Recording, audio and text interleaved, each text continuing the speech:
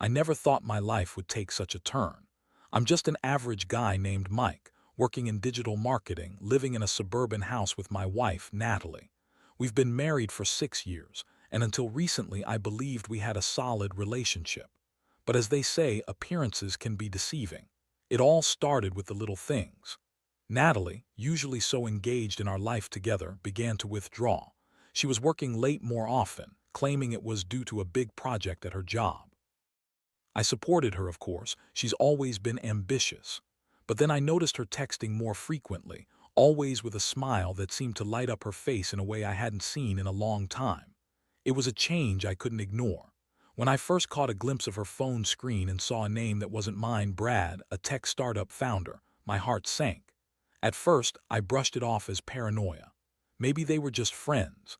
But the late nights and the secretive texting became too much to overlook. A pit formed in my stomach. The more I thought about it, the more I couldn't shake. The feeling that something was genuinely off. Then came the fateful Tuesday. I had come home early from work, intending to surprise Natalie with dinner. I pulled into the driveway and noticed her car was there, which was a pleasant surprise. But as I stepped inside, I heard her voice on the phone, hushed and hurried. I could catch fragments of a conversation that made my skin crawl. "I love you too, Brad," she said, and my heart dropped. I felt like someone had punched me in the gut. I tried to stay calm as I listened, but the betrayal hit me like a freight train. I felt a mix of anger and confusion bubbling up inside. How could she do this to us? Wasn't I enough? I could barely process my thoughts when she finally hung up and walked into the living room, her face lighting up as she saw me. "Hey, babe, you're home early," she chirped, but I could barely respond. I knew I had to confront her. There was no way I could pretend everything was fine after what I had just overheard. "Natalie, we need to talk," I said, my voice steady, yet trembling inside. As I detailed everything I'd heard, her demeanor shifted from surprise to defensiveness. "Mike, you must be mistaken. I was talking to a colleague about a project," she said, her eyes darting away from mine. I pressed on, demanding the truth, and instead of owning up, she launched into a series of excuses, claiming that I was being paranoid and that I was projecting my insecurities onto her. Every word she said felt like a slap in the face. I was crushed, humiliated. I thought I knew my wife, but this side of her, this lying, evasive person, was someone I had never seen before. I didn't recognize her. As the conversation continued, I felt a mix of emotions swirling within me. I wanted to scream, to cry, but instead I just felt numb. I was drowning in a haze of anger and betrayal. I ended the conversation, storming out of the house, feeling like my world was crumbling around me. I didn't know what to do next. I couldn't go back to that house, not now.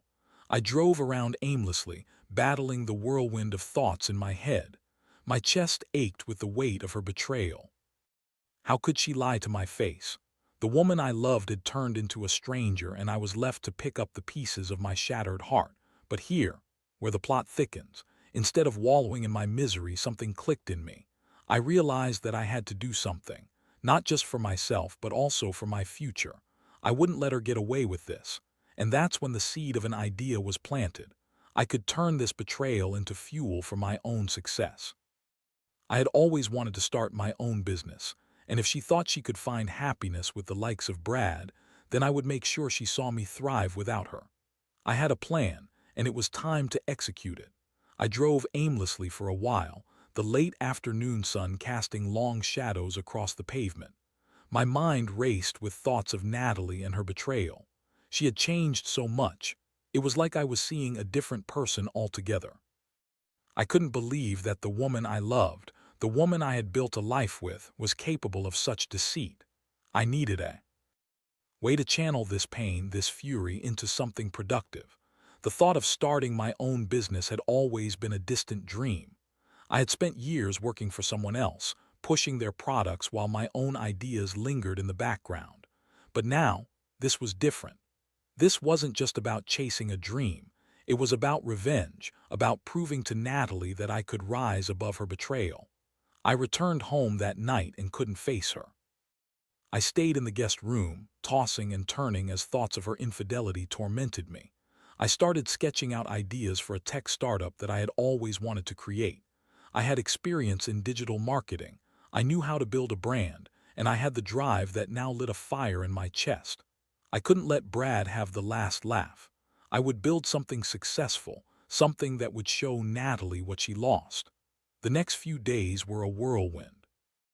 I dove headfirst into research, spending hours each night learning about business plans, funding, and market strategies. I came up with a concept for an app aimed at helping small businesses manage their online presence more effectively. I wanted to create a platform that utilized AI to help users streamline their marketing efforts, something innovative that could disrupt the industry. I quickly found a co-founder, Jake, an old college buddy who had experience in tech startups. He was on board with my vision and shared the same drive I felt. Together, we began to flesh out the idea, working late into the night, fueled by takeout and caffeine. Each step forward felt like a small victory, a way to reclaim my power after everything that had happened. But the emotional toll of Natalie's betrayal lingered. I couldn't escape the memories of our marriage, the laughter, the shared dreams, the intimacy we once had. I knew I had to confront her again, but this time it would be on my terms. I wanted her to see that I was moving on, that I was building something for myself, and that I wouldn't let her betrayal define me. After a couple of weeks, I decided to confront her again. I asked her to meet me at a local cafe, a neutral ground where we could talk openly. As I walked in, I noticed her sitting at a table, looking a bit nervous. She smiled, but it didn't reach her eyes. I took a seat across from her, the weight of the confrontation hanging heavily between us. "Mike, I've missed you," she said, her voice shaky. "You've missed me," I replied, trying to keep my tone even. "You've been too busy with Brad to even think about what we had." Her face fell at the mention of his name. "I told you it was a mistake, a moment of weakness." "Was it?" I leaned in, no longer the passive husband.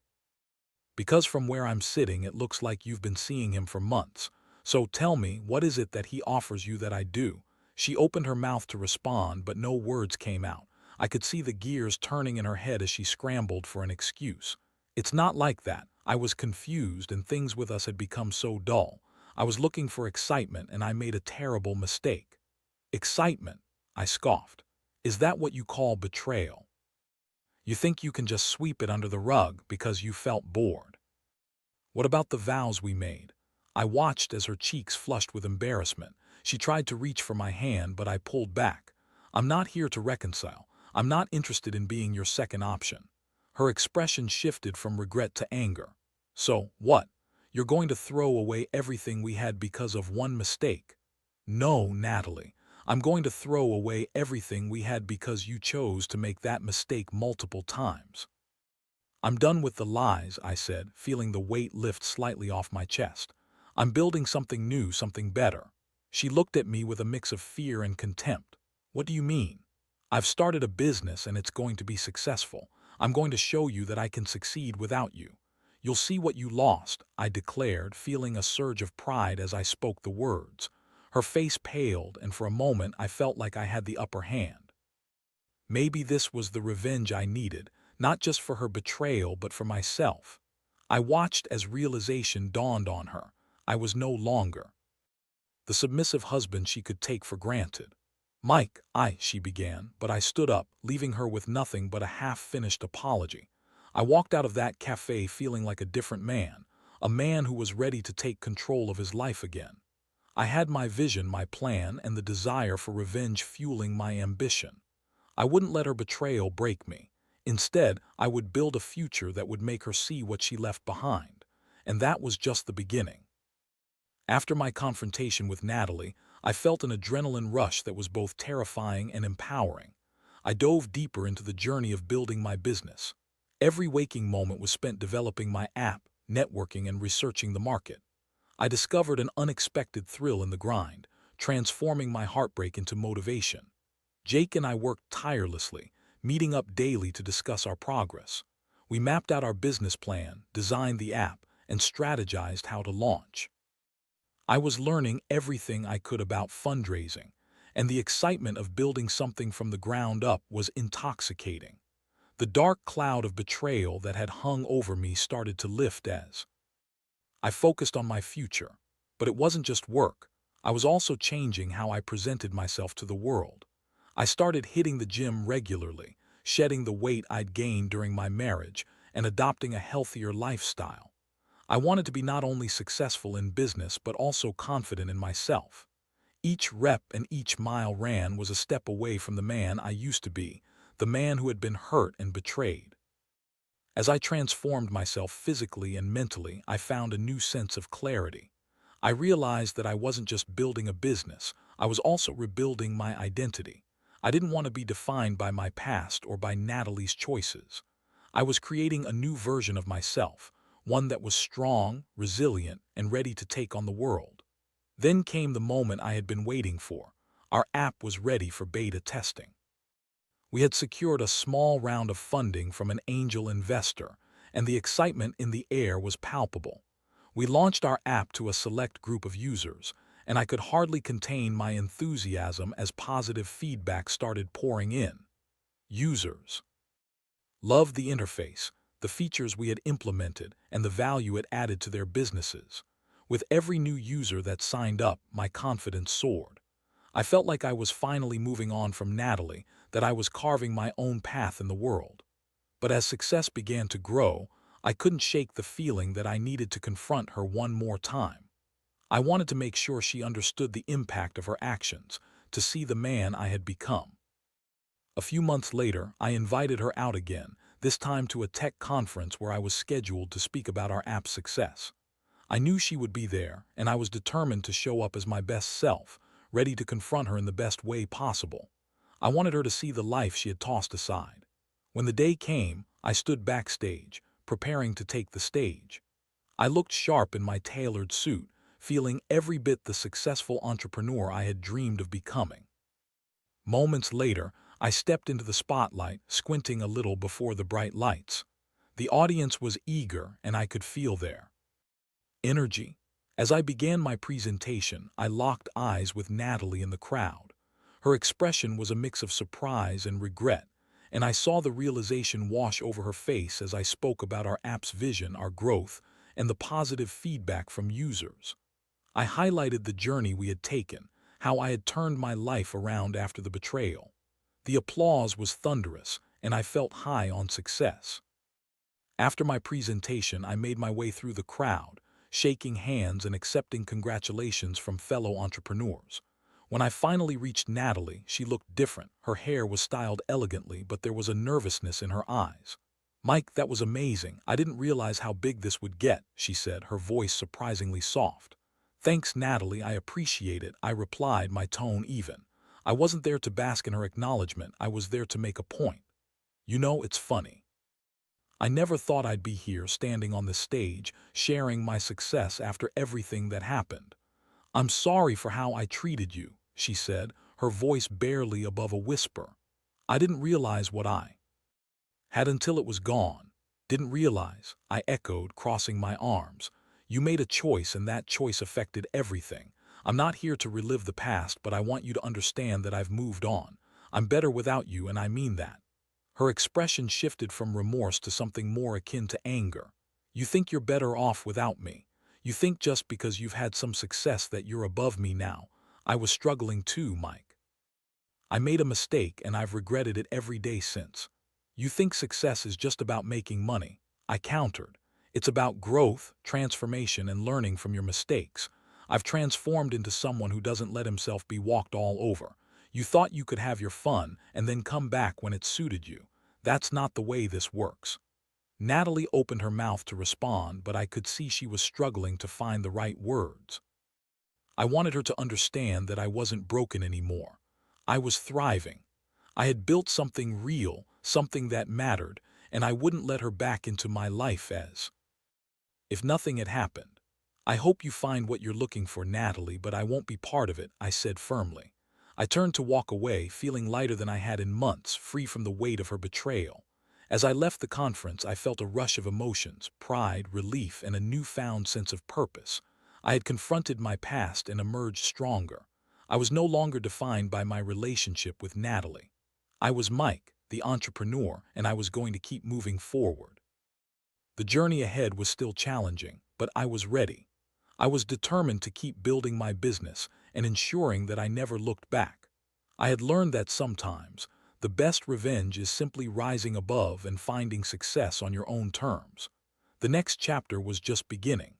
After my confrontation with Natalie at the tech conference, I felt like I had finally closed a chapter of my life I had been struggling to move past. The rush of adrenaline from standing on that stage and the satisfaction of showing her how far I had come was intoxicating. I was no longer the defeated husband. I was a man on a mission.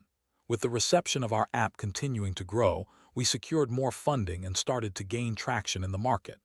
The monthly user growth exceeded our expectations, and we began developing additional features based on user feedback. I was becoming a known name in tech circles, and the connections I was making were invaluable. I could feel the momentum building, and it only fueled my ambition further. But with success came new challenges. The pressure of running a startup was intense, and I found myself pulled in every direction. Jake and I worked long hours, often late into the night, but I thrived on the chaos. Each obstacle we faced was a test, and each victory felt like a small act of revenge against the life Natalie had tried to take from me. One evening, while working late, I received an unexpected call from a venture capital firm interested in investing in our app. They had been following our growth and wanted to discuss a potential deal. I felt a rush of exhilaration as I arranged a meeting for the following week. This could be the breakthrough we needed to elevate our business to the next level. As I prepared for the meeting, I couldn't help but feel a mix of excitement and anxiety. I meticulously went through our financials and enhanced our pitch presentation. This was my chance to show the world what I had built, to prove that I was no longer defined by my past. The day of the meeting arrived, and I dressed sharply in my best suit, ready to impress. When I walked into the sleek conference room, the atmosphere buzzed with opportunity. The investors were enthusiastic and well-prepared, asking insightful questions that made me feel confident in our venture. I navigated through the presentation seamlessly, articulating our vision and the potential impact our app could have. The investors were impressed, and by the end of the meeting, they expressed interest in a significant investment. As I left the conference room, my heart raced with excitement. I felt invincible, like I was finally claiming the success that had once felt so out of reach. But as the day drew to a close, I received another unexpected message, this time from Natalie. It had been a few weeks since our last encounter, and I wasn't sure what she wanted. I opened the message cautiously, and as I read her words, I felt a familiar ache in my chest. "Mike, I've been thinking a lot about our conversations. I realize now how much I took you for granted. I miss you and I'd like to talk. Can we meet?" A part of me was tempted to respond with anger, to remind her of the hurt she had caused, but another part of me was curious. The woman who had betrayed me now seemed to be searching for something. Did she really miss me, or was she simply feeling the sting of realizing what she had lost? I took some time to think it over. After all that had happened, did I really want her back in my life? My newfound success had given me clarity, and I had promised myself I wouldn't be swayed by her empty words. But as I contemplated my next move, I also recognized that I had grown stronger, and maybe this could be another opportunity to lay the past to rest. I agreed to meet her, but only at a cafe, a neutral ground where I could maintain control over the situation. When I arrived, she was already seated, looking nervous yet hopeful. As I approached, I noticed she was dressed elegantly, her hair styled perfectly, but there was something different in her demeanor. "Thank you for meeting me, Mike," she said, her voice steady but soft. "I've missed you." I raised an eyebrow, skeptical of her sincerity. "You missed me, or did you just miss the stability we had?" Her expression faltered for a moment before she regained her composure. "I know I messed up. I was foolish, and I've regretted it every single day. I've thought about our time together, and I realize how much I took for granted." I leaned back in my chair, arms crossed, assessing her. "And what do you want from me, Natalie? You think you can just waltz back into my life and everything will be all right?" "I don't expect you to forgive me right away," she said, her eyes pleading. "But I want to make things right. I've changed. I want to support you." I see how successful you've become and I want to be part of your life again. I couldn't help but scoff. You want to be part of my life now that you see I'm doing well. Where was this support when I needed it the most? Natalie looked down, clearly struggling with her emotions. I understand how that sounds. I was selfish. I didn't realize what I had until it was gone. I thought I could find excitement elsewhere, but I didn't. I was wrong. I took a deep breath, trying to process her words. You're right, you were wrong, but this isn't about you finding your way back. It's about me moving forward. I know, she said softly. I'm not asking you to take me back. I just want a chance to show you that I've changed. I want to support your success, even if it's from a distance. Her sincerity cut through the layers of resentment I had built up over the months. I could see the regret etched on her face, but I also knew better than to let her back into my life without serious consideration. Natalie, you can't just say you've changed. You need to prove it. Actions speak louder than words. I will, she replied earnestly. I'll show you that I can be better. I just want a chance to be in your life again, even if it's just as a friend. I contemplated her request for a moment, weighing the pros and cons. While I was tempted to slam the door shut completely, a part of me felt a flicker of compassion. Okay, but this is on my terms. We'll start slow as friends. I'm not looking for anything more right now. You need to show me you're serious. Thank you, Mike, she said, her eyes brightening with hope. I promise I won't let you down. As we parted ways that day, I felt a mixture of apprehension and curiosity. Maybe this could be the closure I needed, or perhaps it would just complicate things further. Either way, I was determined to stay focused on my business and continue building my new life. I wouldn't let her past betrayal overshadow my success. I had learned that I could start fresh, and I was ready for whatever came next, whether that meant navigating a new friendship with Natalie or pushing her further away once and for all. I was no longer the man who had been betrayed. I was Mike, the entrepreneur on the rise, and I intended to keep climbing. In the weeks that followed my conversation with Natalie, I tried to maintain my focus on my business while navigating this new dynamic. It was strange having her back in my life, even if only as a friend. We met occasionally for coffee or lunch, and each time felt like a delicate dance, balancing old wounds with the possibility of rebuilding some semblance of trust. Natalie often expressed her admiration for the success of the app, and I could see that she genuinely wanted to support me. She would ask about our latest features and how things were progressing. I appreciated her interest, but I was also cautious. I had seen the darker side of our relationship, and I wasn't ready to open myself up fully to that again. One afternoon, during one of our meetups, she surprised me by suggesting that I should consider speaking at more conferences and events. You have a gift for public speaking, Mike, she said. You should be out there sharing your story, inspiring others. I chuckled, a mix of amusement and skepticism. You think I should tell my story? The one where I was betrayed and had to rebuild from scratch. She nodded earnestly. Exactly. You've turned a negative into a positive. It's an inspiring journey. People need to hear it. Plus, it could help promote the app even more. I was taken aback by her suggestion. While I appreciated her words, the idea of sharing my personal struggles publicly felt daunting. But there was something liberating about the thought of using my experience to empower others. I could turn my pain into a platform for growth. I'll think about it, I replied, still uncertain. As the days turned into weeks, my business continued to gain traction. We secured additional investments, and I began to plan for a larger launch event. It felt surreal to see my dream becoming a reality, and I was eager to share it with others. Then, just when things seemed to be falling into place, I received an unexpected email that turned my world upside down. It was from a larger tech company, expressing interest in acquiring our app. My heart raced as I read through the details. This could be a life-changing opportunity, one that could propel me into a whole new league of success. I was ecstatic but also nervous. The prospect of selling my hard work felt daunting. Jake and I discussed it at length, weighing the pros and cons.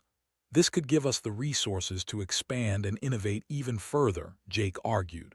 We could take this to the next level. But I also felt a pang of uncertainty. Would I be giving up the vision I had fought so hard to create? I decided to take a few days to think it over, to consider what this acquisition would mean for my future. During this time, I met with Natalie again. She could sense my unease, and I found myself sharing my thoughts about the acquisition. It's an incredible opportunity, but I'm scared of losing control, I admitted. Mike, this is a big decision, she said thoughtfully. But remember what you've built. You have every right to maintain your vision, even if you accept the acquisition. It's about what you want to achieve. Her support surprised me. I hadn't anticipated her to be this encouraging. We spent the afternoon discussing the potential outcomes, and it felt good to have someone in my corner, even if it was Natalie. After several days of deliberation, I finally made my decision. I would go through with the acquisition, but with specific terms that would allow me to retain a controlling interest and stay involved in the direction of the company. I felt a weight lift off my shoulders as I drafted my proposal and sent it off to the interested firm. As I awaited their response, I started to think about how I would share this news with my network. I knew that this was a pivotal moment in my career, but it also felt personal. I had built this from the ground up, and now I was ready to share my journey with others. The day came when the tech firm called me with their acceptance of my proposal. I felt a surge of excitement rush through me. I was officially taking my business to the next level. As soon as I hung up, I called Jake to share the incredible news. "Mike, this is a game changer," he shouted over the phone. "We need to start planning for a launch party, a way to celebrate this milestone and promote the acquisition." As we discussed ideas for the event, I couldn't help but feel a sense of closure. I had transformed my pain into a powerful narrative. It was time to share my story with the world. I decided that I would use this launch party as an opportunity to inspire others, to let them know that setbacks could be stepping stones to success. When the big night came, the atmosphere was electric. The venue was packed with fellow entrepreneurs, investors, and friends. I stood backstage, feeling a mix of nerves and excitement. This was not just a celebration of my achievement. It was a celebration of resilience, of rising from the ashes of betrayal. As I took the stage, I scanned the crowd and my eyes landed on Natalie. She smiled encouragingly, and it gave me the boost I needed. I began to speak, sharing not just the success of the app, but the journey that had led me there, my struggles, my heartbreak, and ultimately my rebirth. I spoke honestly about how the betrayal had hurt me, how it had forced me to reevaluate my life and my goals. I emphasized the importance of recognizing one's worth and pursuing dreams relentlessly. The crowd was engaged, and I could feel the energy in the room. After my speech, the applause was thunderous. I felt a sense of accomplishment wash over me. This was the moment I had been waiting for, the moment I could fully reclaim my narrative. As the night wore on, I mingled with the guests, receiving congratulations and words of encouragement. I spotted Natalie again, and we shared a moment of connection. "You did it, Mike," she said, her eyes glistening with pride. "I'm so happy for you." "Thank you," I replied, feeling genuine warmth toward her. "I appreciate your support through all of this." Although I still had my reservations about where we stood, I could see that she was genuinely happy for my success. It was a strange feeling, realizing that maybe we could coexist in some capacity after everything. As the party continued, I felt a renewed sense of purpose. I had built something incredible, and I was determined to keep moving forward, embracing both my successes and the lessons learned from my past. I was no longer defined by Natalie's betrayal. I was Mike, an entrepreneur who had risen from the ashes. And I was ready for whatever came next.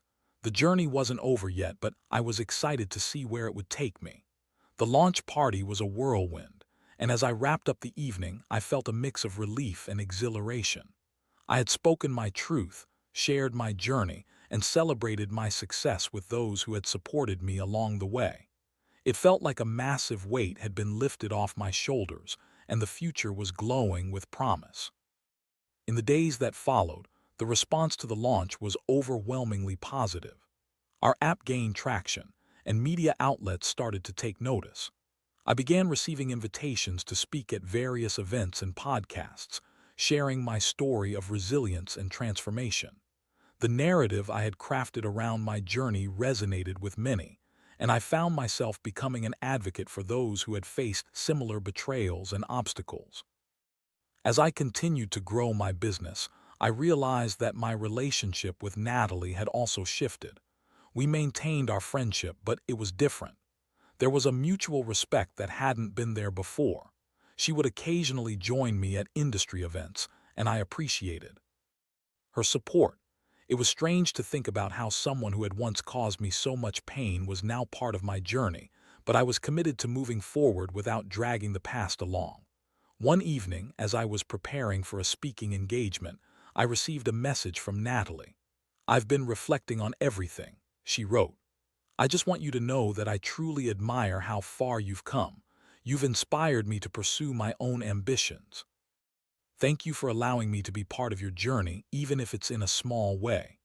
Her words struck a chord with me, and for the first time I felt a sense of closure.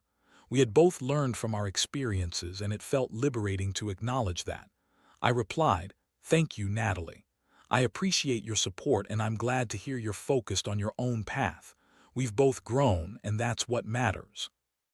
As I prepared for the next chapter of my life, I reflected on the lessons I had learned through this tumultuous journey. Betrayal had been a catalyst for my growth, pushing me to discover my strength and resilience. I had transformed my pain into purpose, and it had empowered me to build a successful business that I was proud of. The weeks turned into months, and my business continued to thrive. I was now not only an entrepreneur but also a mentor to others in the startup community. I started hosting workshops, offering guidance on how to navigate the challenges of entrepreneurship. I wanted to share my experiences, both the highs and the lows, to help others find their way. In the midst of all this, I found myself thinking about love and relationships again. While I had no intention of rushing into anything, I couldn't help but wonder about what was next for me personally. I had been hurt deeply, but I also knew that the right person could bring joy back into my life. One evening, I attended a networking dinner where I met a woman named Sarah. She was smart, ambitious, and had a passion for innovation that matched my own. We spent the entire night chatting and laughing, and I felt an unexpected spark. It was refreshing to connect with someone who understood the entrepreneurial world and the challenges that came with it. Over the next few months, Sarah and I began dating. I approached our relationship with caution, mindful of my past experiences, but she was patient and genuine. Slowly, I began to let my guard down. I learned to trust again and embrace the possibility of love without the shadow of betrayal looming over me. As my relationship with Sarah blossomed, I found a sense of balance in my life. I could pursue my ambitions while also cherishing the connection we were building. I was no longer the man defined by Natalie's betrayal. I was Mike, a whole person who had risen from the ashes, ready to embrace life's possibilities. Looking back on everything, I realized that the journey I had taken was not just about revenge or proving my worth to Natalie. It was about discovering who I was, what I wanted, and learning to rise above the challenges life threw at me. I had built a successful business, forged new relationships, and most importantly, I had found peace within myself. As I stood on the precipice of this new chapter, I felt grateful for every twist and turn that had led me here. Life was unpredictable, but I was ready to face whatever came next with open arms and an open heart. I had learned one of life's greatest truths. Sometimes, the most profound transformations arise from the deepest wounds. And with that understanding, I stepped boldly into my future, knowing that I was equipped to handle whatever challenges lay ahead.